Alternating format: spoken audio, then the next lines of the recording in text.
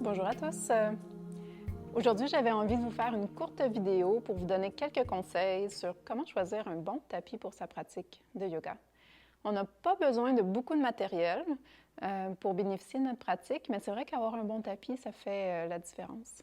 Et je suis persuadée qu'on a tous déjà expérimenté un cours avec un mauvais tapis et ressentir les pieds, les mains qui glissent, ou encore un tapis trop mou, et on ressent un manque de stabilité quand on est dans nos postures debout ou nos postures d'équilibre, ou encore le fameux tapis élastique qui s'allonge tout au long de la pratique, donc vraiment pas génial.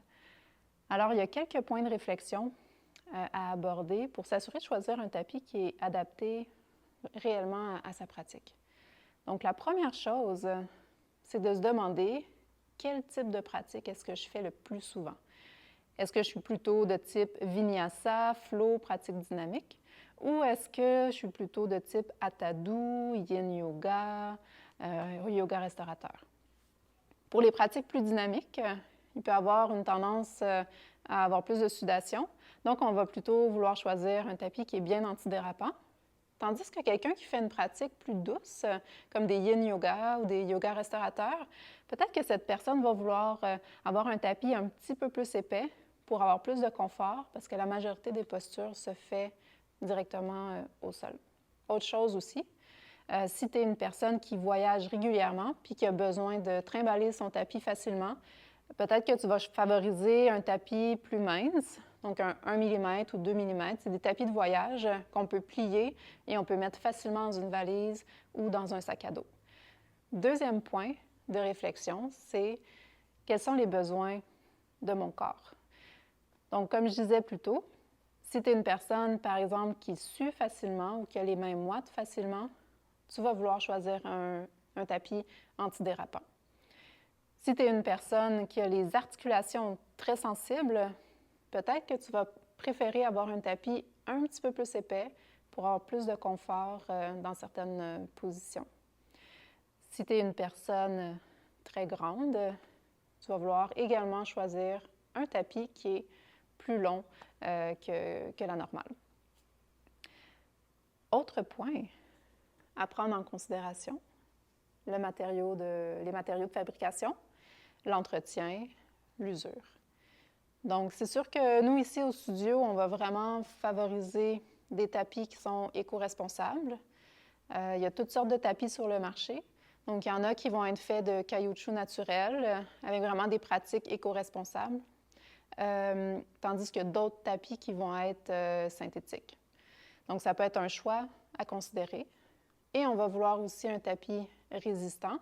Donc, les tapis qui sont de basse qualité, il va avoir rapidement là, des bouts de caoutchouc qui va s'enlever, ou des bouts de plastique qui vont s'enlever du tapis. Donc, des bons tapis, bien, ils vont être résistants, ils vont durer plus longtemps.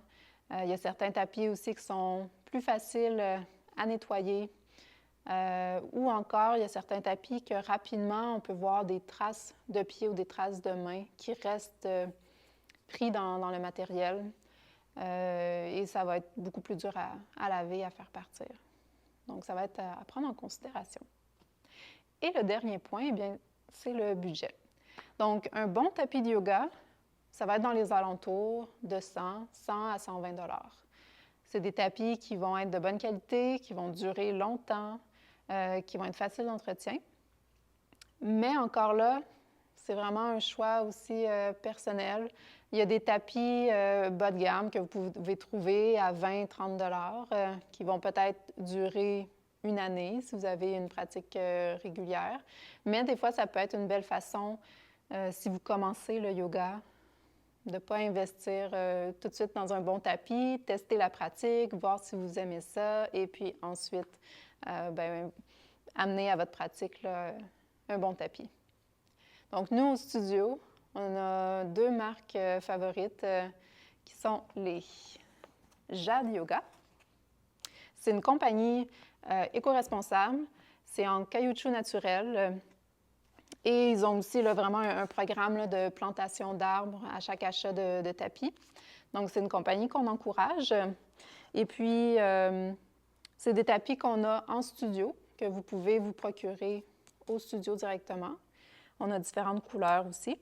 Donc, le Jade Yoga, il y a différentes épaisseurs, différentes longueurs. C'est un tapis qui est confortable, assez antidérapant, mais ce n'est pas le plus antidérapant.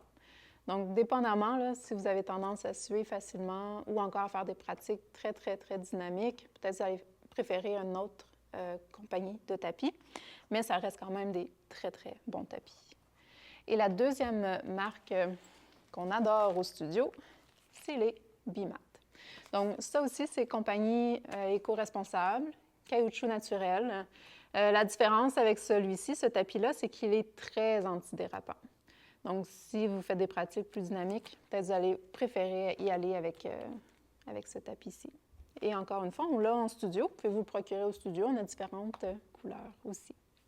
Donc, j'espère que ces quelques conseils ont pu vous éclairer pour mieux comprendre quelles sont les réflexions qu'on veut avoir là, pour choisir un bon tapis qui est vraiment adapté à sa pratique. Si vous avez des questions, comme toujours, vous pouvez nous écrire, nous envoyer un courriel ou encore vous pouvez mettre un commentaire sous la vidéo. Et puis, on se dit à très bientôt.